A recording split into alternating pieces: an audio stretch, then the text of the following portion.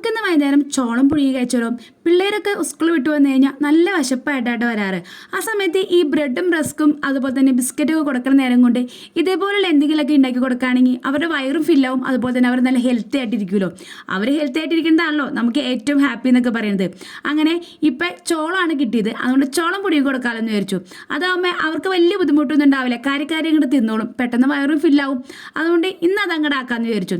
പണ്ടൊക്കെ ഇതേപോലെ ചോളമൊക്കെ കഴിക്കാനായിട്ട് പള്ളിപ്പെരുന്നാൾ വരാൻ വേണ്ടി കാത്തിരിക്കട്ടോ, പ്രത്യേകിച്ച് നമ്മുടെ കൊരട്ടിപ്പള്ളി പെരുന്നാൾ. ആ സമയത്താണ് ഇതേപോലെ ചോളം പുഴുങ്ങിയതും ചുട്ടതൊക്കെ ആയിട്ട് ഇങ്ങനെ പാത്രത്തിൽ ഇങ്ങനെ നിരത്തി വെച്ചേക്കണം കാണുന്നത്. അത് കണ്ടു കഴിഞ്ഞാൽ എന്തോ വലിയൊരു അത്ഭുതം പോലെ ആയിട്ടോ കാണാറ്.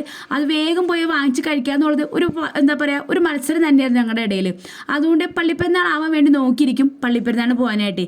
ഈ ഒരൊറ്റ ഉദ്ദേശമാണ് എൻ്റെ മനസ്സിലുള്ളത്. പിന്നെ പ്രാർത്ഥന എന്നുള്ളൊരു പേരിൽ ഞാൻ അങ്ങോട്ട് പോകും. അവിടെ ചെന്ന് കഴിഞ്ഞാൽ ഈ പറഞ്ഞ കാര്യങ്ങളൊന്നും വാങ്ങിച്ചെന്നില്ലെങ്കിൽ എൻ്റെ മുഖം അങ്ങോട്ട് മാറും കേട്ടോ. പിന്നെ കടന്നൽ കുത്തി പോലെയാവും. പിന്നെ അവസാനം അമ്മ എന്തായാലും വാങ്ങിച്ചു തരുകയും ചെയ്യും.